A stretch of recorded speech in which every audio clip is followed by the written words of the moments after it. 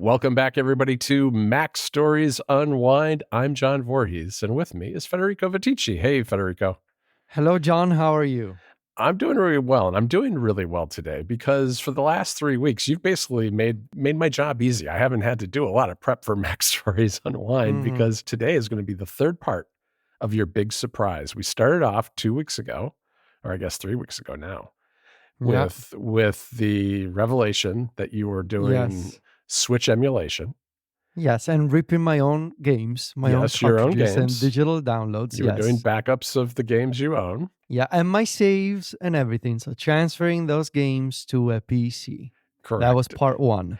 And then part two, there was the big reveal of the absolutely bananas tablet from Asus that you're using, which I'm still loving this tablet. And I also don't know how you found one of these because I was just curious if there were a lot of these on the market. And I went looking on eBay and on StockX and a bunch of, a handful of other sites. I didn't spend a lot of time on it, but I couldn't find any anywhere. I mean, there were none in the United States for sure. And so I don't even know how many of these Asus made, but they certainly didn't make a lot. I forgot. Not only did I get one, but I also got it repaired from Asus Italy, which is insane. But I even forgot to tell you that keyboard doesn't even have a QWERTY layout. It's like what? It's not AZERTY. It's basically the letter Y is not there. It's not there at all. Layout. What do you do for a Y? I remapped it in software to say, no, this is a QWERTY keyboard. Oh, okay. So I just don't look at the keys, whatever. It's impossible. Yeah, if you haven't looked at this, it's worth looking at this keyboard because it is, people do a lot of custom keyboards these days with interesting glyphs and things, but this one, it's very confusing the first time you look at it. Yeah, let me tell you, there's no way to find on the internet replacement keyboards for this acronym version of the Z13. Oh. Even the incredible, here's a shout out, this French website that I used to fix my ROG Ally. So yeah, I believe it's pronounced Asus Accessoires. So it's Asus Accessories in French. Right. They have a whole stock of Asus parts like screws, ribbon cables, joysticks, keyboards, but they don't have spare keyboards for the Z13 acronym. Still, really good website, Asus Accessoires. It's a French one, but you can use it in English and they ship anywhere. So, very nice. Anyway, thank you for the recap. So we now reach part 3 of my surprise, and it's the final part. And it's all been leading up to this moment, John. I left you last week with a bit of a teaser. I said, well, where does Yuzu also run? And obviously, Yuzu, the Nintendo Switch emulator, made by the same folks who made Citra, the 3DS emulator. Yuzu, John, runs on Android. And so part of my... Of course, I've been doing it on my AN Odin. You've been doing it on the AN Odin, exactly. And so when I started this research process, I knew that it was going to be a multi-platform effort in the sense there's going to be Yuzu on my main PC in a desktop environment with really incredible performance, but there's potential to have Yuzu on a portable device, much more portable than a Z13. And so I started looking into... Well, do you? I started looking into all these options and I started doing my research. And one of the major changes to Yuzu in 2023, last year, was the adoption of NCE. That stands for Native Code Execution. Okay. It means that on Android, the Switch emulator can run directly on the CPU. And there's no layer, there's no virtualization layer in between the emulator and your device anymore. And that's made possible by the fact that the Switch is based on the NVIDIA Tegra architecture, which is very similar to an Android-based. It's an ARM-based architecture, after all. And the Yuzu team figured out how to enable NCE as a beta last year, and now it's highly recommended that you use native code execution on Android if you want to really push Yuzu to its maximum performance on mobile devices. So I started looking into this, and I came across a bunch of options to have an Android device with a Snapdragon 8 Gen 2 system on a chip. Now, the Snapdragon chips, they're made by Qualcomm. They are the Android equivalent of the Apple M series system Right. on a chips, right? The idea is that we are now in the Snapdragon 8 family with multiple generations. There was Gen 1, Gen 1 Plus, Gen 2. Now, Gen 2 is the one that is most popular these days. Snapdragon 8 Gen 2, for example, is the chip that you have in your own A-Node 2, John, for Yep, example. absolutely. I think there's a Gen 3 now, though, right? Isn't that what they're Now, using in some other handhelds? I know, yes, I there know where we're is. going. There is a Snapdragon 8 Gen 3. You're Now, like, John got this just Gen 2. I'm going to show him. now, Snapdragon 8 Gen 3 was announced in September, I believe, and it started Yeah. showing up late last year in a handful of devices. And it's still very rare. To give you some It context, really is. the Gen 3 will be the chip that will be inside the ROG Phone 8 by Asus, which I found out is now shipping in Italy, but it's not my surprise.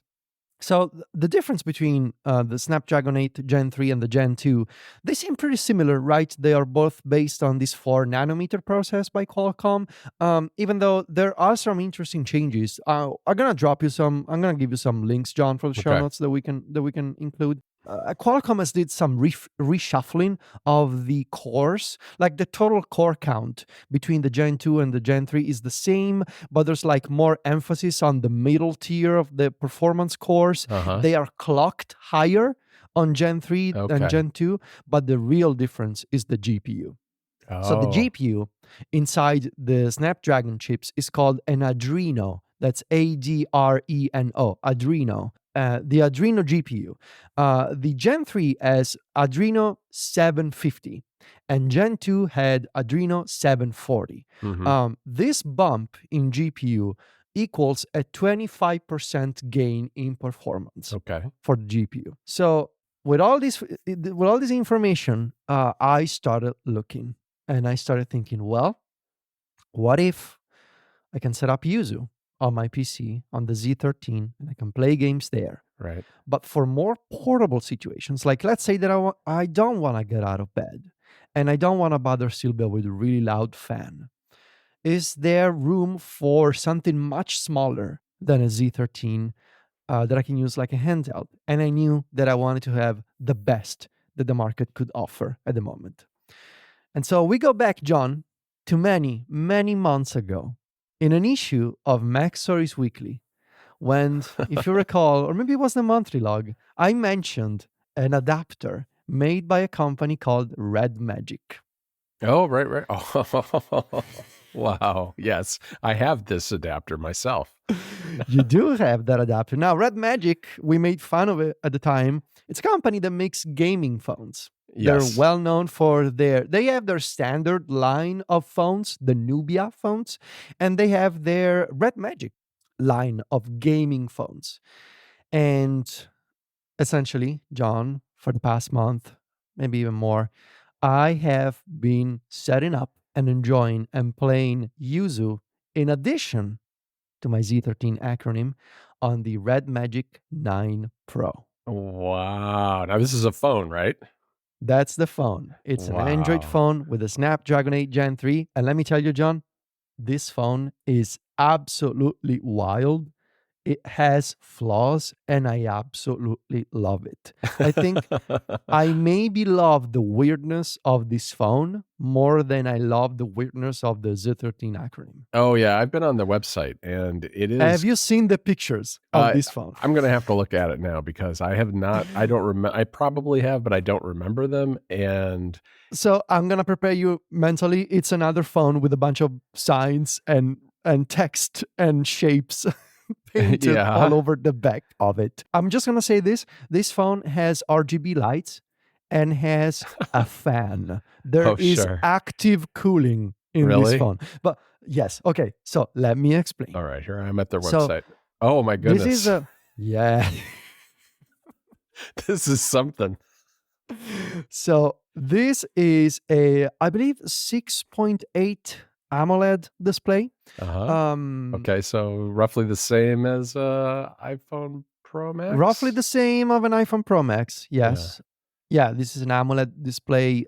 And the thing is, it is an edge to edge screen with an under the display selfie camera and an under the display fingerprint reader. Uh-huh. Now, it is, and I cannot stress this enough, it is absolutely gorgeous.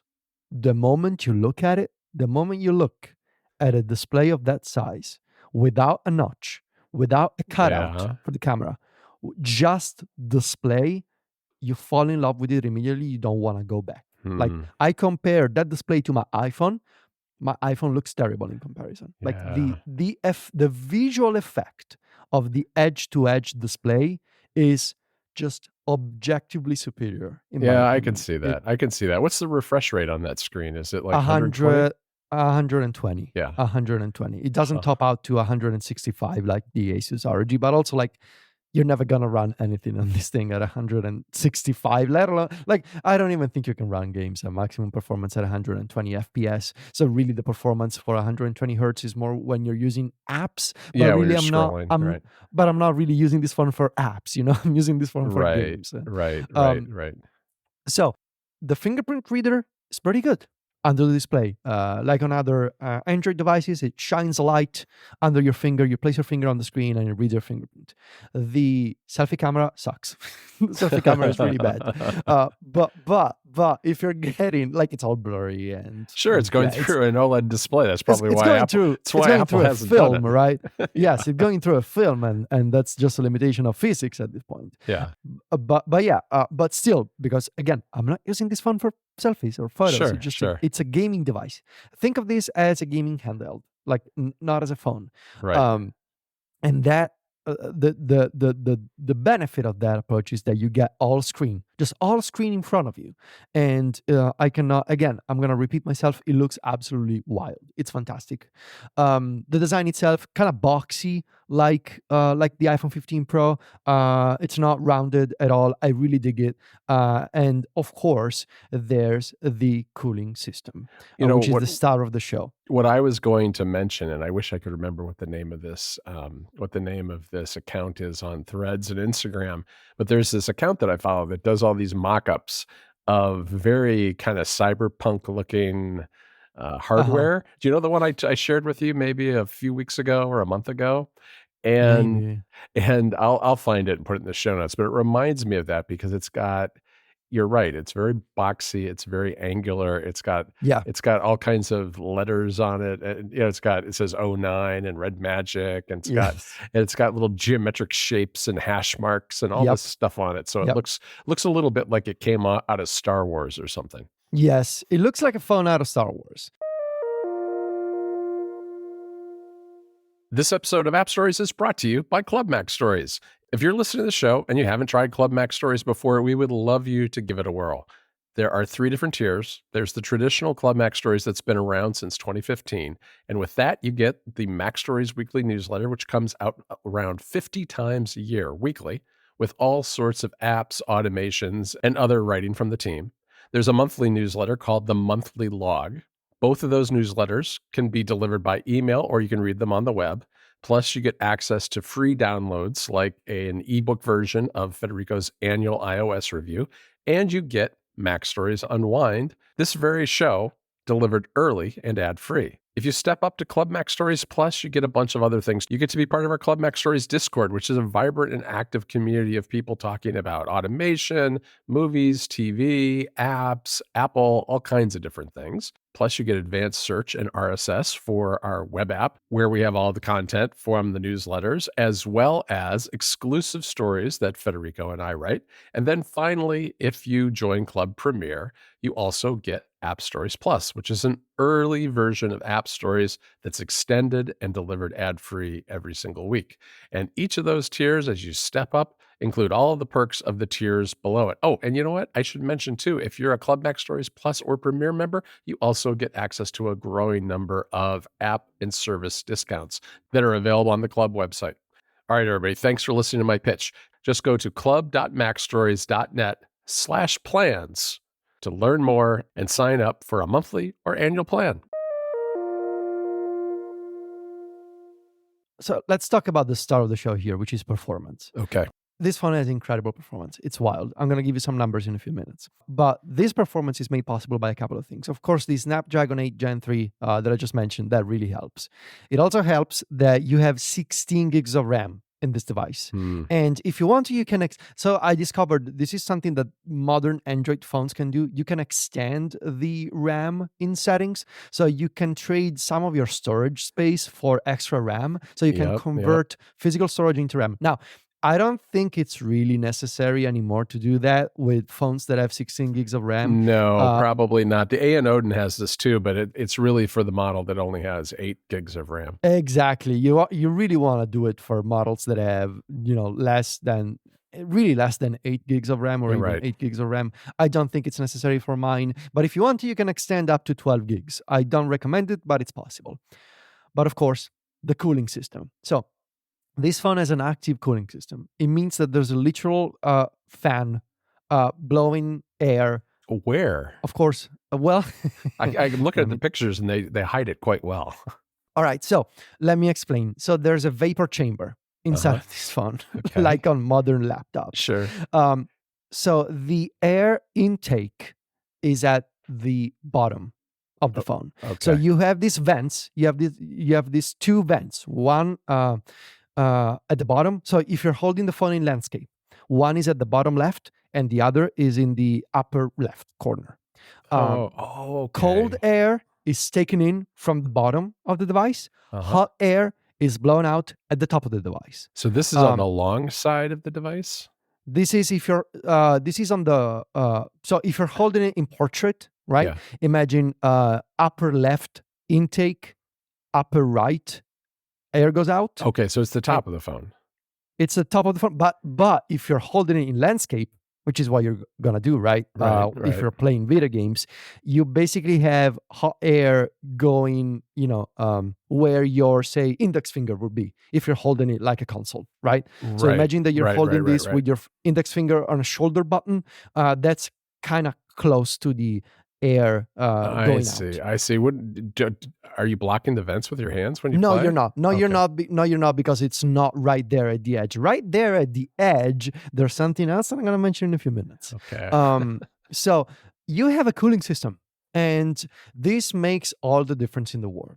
I have tried a few options, a few additional options. You see, in addition to having its own built-in cooling, which is incredible. You can also choose like the speed of the fans. You can choose between balanced cooling or rapid cooling, which spins the fans more and therefore pushes out more air. Right. You can also, I also tried the Red Magic's own turbo cooler. It's just like this accessory that's kind of based on the similar concept by Asus that they make for the ROG phone. It's this thing that you attach on the back of the device. Oh yeah, I saw that in here. Yeah. Yeah. I also tried the GameSir X3 controller. So the X3 is very similar to the X2 series of controllers. This is basically similar to a backbone. Like it's like this controller split in half, and you put your phone in between, and it plugs in via USB-C. The X3 has a cooling pad at the back of the controller. Oh. Now you may wonder, how does this work? So both the Red Magic cooler and the GameSir X3, they used what is called thermoelectric cooling based on the Peltier effect. The idea being that you have a fan in the back. It's like a heat sink, basically, isn't it? It's like a heat sink. It is a heat sink. So you have a fan in the back that takes in air, and it cools this pad that sits right against the surface, the back of the phone. If you touch this pad, it's really, really cold. Like, this is how air conditioning works. This is how it's just a tiny air conditioner, kind of. It's a tiny air conditioner, yes. That thing is cold, John. Really? Now, yeah, you touch it. It's like, I want to say it's like 2-3 degrees Celsius. It's cold. Oh, wow. And they get cold quick when they're plugged into power. Now, the thing is, in my experience, you do lose a few degrees right? So let's talk numbers here. So I've been using this device to play, of course, Yuzu. Right. Now, you cannot, Yuzu for Android is still not as powerful, of course, as Yuzu for Windows. You're still running into a lot of limitations. It's a new emulator. NCE came out last year, just a few months ago. It's very new. But what I can tell you is that I can run Tears of the Kingdom, which of course I imported with all my saves and all of that. I can run Tears of the Kingdom at 1080p, 30 frames per second. So basically the same performance of a docked Nintendo Switch on a phone. Wow. With That's an AMOLED amazing. display that I can hold in my hands. Wow. And I realized, and I'm using this app, this Android app called DevInfo Overlay, that basically gives you prints out stats for you, like temperatures and all of that. It really doesn't make a difference if you're using the external cooling, because this phone has cooling built in anyway. Right. In my test, I noticed that I was losing 5 to 7 degrees, and that really didn't make much of a difference in terms of running the frame the rates game. and everything. Yeah. The frame, it really. Yeah, I can imagine it probably doesn't. This is really a cool phone. I like this. This is I've been alternating in terms of controllers between this GameSir, the X3, and the GameSir G8, which I believe is the one you have. Yes. So I really like the G8 because it's quieter. The buttons It are is not pretty like quiet, those. yeah. Like the X3 makes this sound, which I'm not particularly a fan of, and the G8 is much more. See, the G8, I have it right here. Here's the G8, much more muted than the X3. I think it really feels good in your hands too. I mean, the G8 is easily the best phone controller I've ever used. It's very comfy, and the X3 is kind of cramped instead because it's much smaller. I should also mention this phone has a physical button, like a literal physical button that you can turn on and off to enter gaming mode. This is why this is a gaming phone. What does it do? Essentially overclock it or something? It launches you into the Red Magic equivalent of Asus Armory Crate software. It launches you into this game hub called Game Space. Oh, I see. This is the gaming UI. So you press this button, you turn it on, and it launches into Game Space. And from there, you can collect all of your games. There's a bunch of anime stuff that I don't really care about. But once you open a game from GameSpace, so I added Yuzu, Dolphin Emulator, a bunch of other Android games that I was testing, Xbox Cloud, which I'll get to in a minute.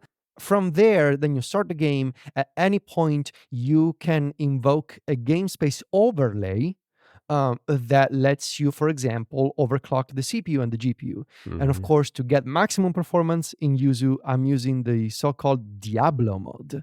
And Diablo mode pushes, it's kind of weird because sometimes it's called Diablo mode. This is one of the things that I don't like about Red Magic. Their English localization sometimes leaves a lot to be desired. Yeah, I can imagine. Sometimes it's referred to as Diablo mode, other times as ludicrous mode. That's great. Yeah, but I mean, at the end of the day, it's performance that speaks here. And let me give you more examples. Besides Yuzu, I tested Dolphin, the GameCube emulator. John, I was able to run 4x resolution, custom HD textures, Zelda Wind Waker, no problem. Zero performance drops. It looks beautiful, especially on a dense display with AMOLED like that. It looks incredible. It looks incredible. It's just. Let me ask you, which color did you buy of this phone? I'm looking at the three. Snowfall. I got the Snowfall version. I like that one. I was going to say I think my second favorite one is Sleet, probably. Yes. Cyclone I believe there's also Cyclone has gold accents, which I don't like quite as much, but. I believe there is a 24 gigs of RAM version of this, but I just thought it was unnecessary for probably is for emulation at least. I noticed that Yuzu on Android with Tears of the Kingdom, which is the most intensive game you can use, it never goes over 10 gigs of RAM in my experience, and it tends to use between 40 to 60% of the CPU, and it's really pushing the GPU at usually 60 to 75% of the GPU. So Dolphin emulator, this let me will ask be you also another hardware question. This seems to have, it has shoulder buttons. So those shortcut buttons, in theory, they are like these touch-sensitive buttons I see that. that refresh at something ridiculously Yeah, it was like large, like 500 and something hertz. 500, 500 and 565 hertz or something. Yeah. They're like capacitive buttons. They don't click. You just place your finger on them. I have been, and this is why I meant by like sometimes it's hard to navigate this phone and understand what they mean with the settings in English. Yeah. I have been unable to find where I can remap these buttons to something else. But also, it's not been a huge priority for me because I've been using this phone inside of a physical controller anyway. Yeah, So I don't know that I'd want to play except with a physical exactly, controller anyhow myself. Yeah, yeah. exactly. And lastly, I wanted to mention Xbox Cloud. Yes. So I have noticed that with this phone, in theory, I can now sort of achieve this dream of the all-in-one gaming handheld in the sense that I can install emulators and I can stream games. I can also install Android games, and no joke, I kind of want to try at some point Genshin Impact to see what it's like because I never did. But I've been running Xbox Cloud via Game Pass. I'm a Game Pass subscriber. And I did this crazy thing that I told you about where I was able to transfer my save file for Sea of Stars from Right, Steam to right. Microsoft Game Pass. I did it on PC. It turns out you just need to rename the files and paste them in a different directory. And eventually, those save files were synced to Xbox Cloud. So I was able to pick up my 15-hour playthrough of Sea of Stars on Mhm. the Red Magic, and so I've been doing this. I've been streaming the game when I'm out and about, and then when I'm back home at night, I pick up Game Pass on the Z13 and I continue my playthrough. And it's like it's this sort of glimpse of the future, which is not a future, it's the present if you think about it, where you can stream games on the go on your phone and you go back home. Now, obviously, this is also something you can do on an iPhone, right? You don't need a Red Magic to Right, stream games, right. but this is my gaming handheld now. And then you're back home and you continue with the sort of digital downloaded game on your computer or console. It's really nice. And I continue to repeat myself here. If Microsoft doesn't do a native Game Pass Yeah. Xbox handheld, they're crazy. Yeah, they really are, The, especially with Sony looking like they've completely given up the ghost on that. I mean, the yep. Portal's not a gaming handheld. It's a, Yep. it's just an accessory. But all right, I got a few more questions for you. Sure. It looks like looking at this website that the storage capacity is 512 gigabytes. Are I there got the 512. I is got the there 512. that's Yeah. the maximum, right? Are there any other options or do I you think have any? I think that 24 gig of RAM version that I mentioned comes with 1 terabyte. I Okay. think. Yeah, I can't imagine that you've had any problem with that given the kind of No, games that no, you're no, no, no, playing. no, no, no, Um, no. that's really interesting. All right, oh gosh, I have so many questions So, for you. so sh- you should keep. So this sounds too good to be true, right? There are Right. some catches. So, of course, this phone. Wait, Federico. I just realized. Well, here's my question. How are you Yeah, playing when you're away from home? Or do you have like a mobile plan for this I've been tethering with my to phone, your but iPhone? yeah, with my iPhone. I've Yeah, been sort of tethering with my iPhone and connecting the Red Magic to the iPhone. But I think I'm gonna get a mobile plan. yeah. You could. I Yeah. mean, they're pretty inexpensive in Europe. I mean, Oh yeah. it's a Yeah. whole other thing doing that in the U.S., but they're cheap enough. I would think you probably would be pretty well served to do that. All right. Sorry, Exactly. I interrupted you. Yeah. No. So this phone, if you're thinking about like, maybe I should get one of these Snapdragon 8 Gen 3 phones and use them as a gaming handheld. Hmm. This phone costs like I think half the cost of the Asus ROG phone, and Yeah, I was that surprised. I was surprised at the price when I looked at it. and I don't think the ROG phone 8 has active cooling. I don't think it has a fan inside, which I cannot stress enough. It makes a world of difference, especially if you want to keep that CPU cool when you're using something CPU and GPU intensive like Hmm. Yuzu. So the catch, obviously, is that you get this Chinese phone with essentially non-existent support centers in Italy or in Europe. Right, Um, right. if Probably not in anything the ever US. happens, if anything ever happens to this phone, I don't know what I'm gonna do. you get the kind of localized experience that is kind of weird, and things are semi broken in places. Like, for example, that example of like Diablo mode. In some Yeah. places it's called Diablo, in other places it's called Ludicrous. It's like, okay, The what A am and I looking Neo at is like here? that too. I have my A and Neo, and sometimes the translation is a little rough. And once in a Yeah. while, I found myself accidentally putting myself into Chinese mode and having to figure out how to get it back into English, and that's a little Yeah. tricky. Yeah, as I mentioned, the selfie camera sucks. Don't get this phone for the camera. Really, Yeah. don't do it. Just get it for the gaming performance. And this is probably a minor thing, but I was wondering, hey, will I be able to connect via Ethernet and stream PS5 games over Ethernet to this device? But no, Hmm. Ethernet over USB-C does not work on this phone. Interesting. I'm surprised, actually. Unlike iOS and iPadOS, it does not support Ethernet via USB-C. But otherwise, I mean, for the money, this device is incredible. And the idea of, which is something that obviously I'm going to continue exploring, but this idea of looking at Android, not at least for me, because I said it many times before, I really dislike the app ecosystem on Android. Right. But for the gaming stuff, to have the ability to have Game Pass, streaming, Android games, and emulators, I honestly think this makes for an incredible emulation machine. Yep. Of course, you can get something like an A Odin and save a few $100, but you're stuck on the previous generation of chips. Yep. So at the end of the day, everything came together for me in this user-centric setup. I'm laughing because I am now stuck on the previous generation, Federico, which is really the state of the art when it comes to actual like physical handhelds with a built-in screen and Android. But I hear what you're saying. I mean, we are living in the future, and I think Android is really good for this sort of thing. I mean, its relative openness allows companies like this to take Android and do their own thing with it in a way that you could never do with iOS, which is makes it really powerful. I've been using it, with an e-ink tablet too. I mean, Android really lends itself well to these kind of niche specialized use cases. Exactly.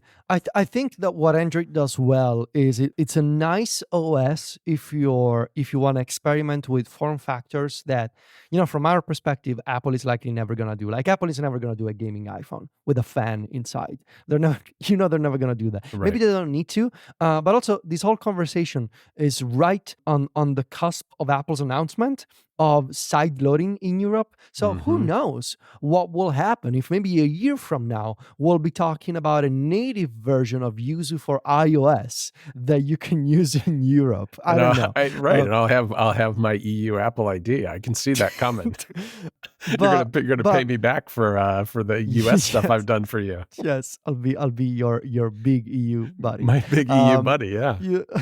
The final thing I wanted to mention, I've been using Dropbox to sync my games and my save files with an asterisk, meaning that unfortunately Yuzu for Android does not have the equivalent of iOS open in place for external directories.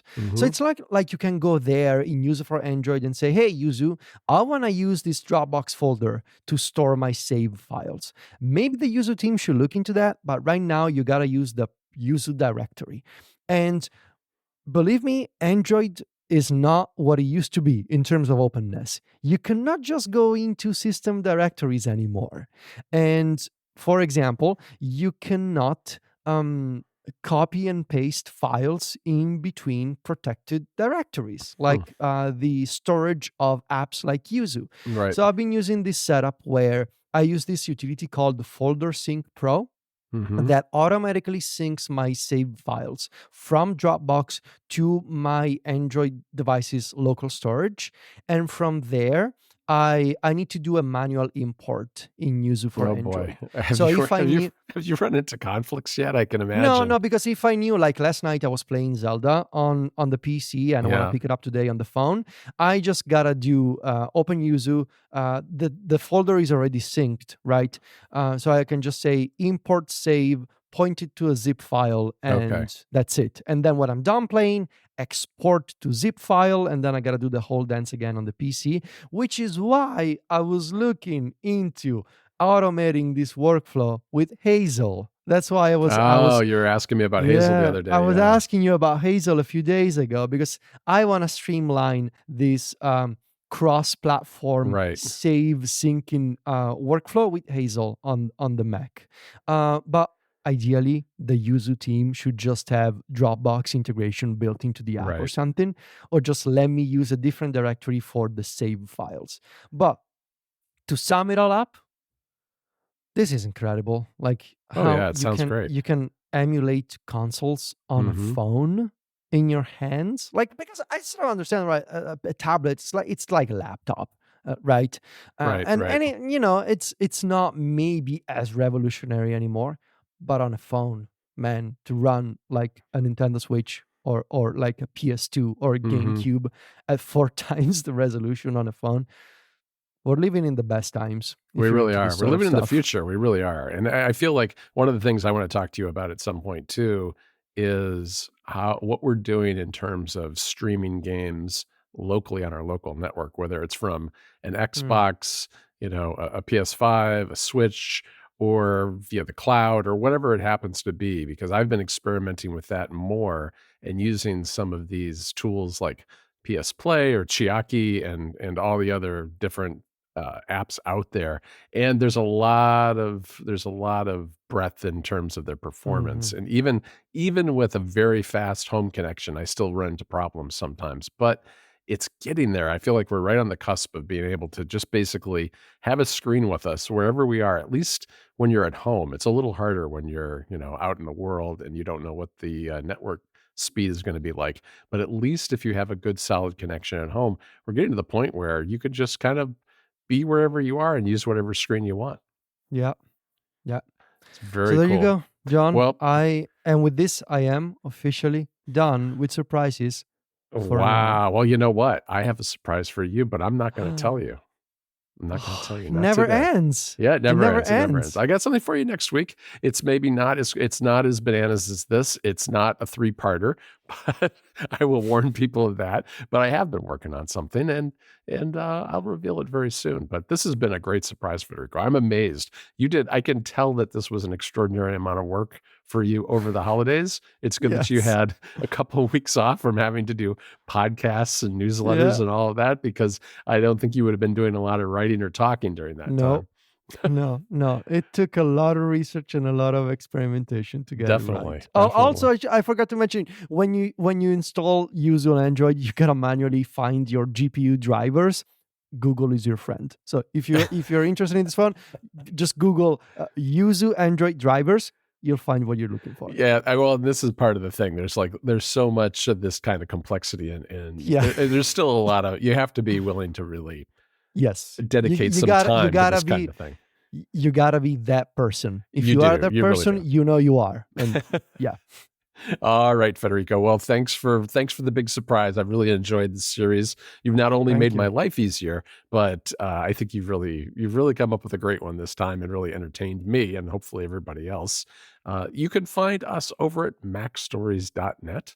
We're also on Mastodon. Just go to vitici.macstories.net or johnvorhees.macstories.net to follow us on Mastodon.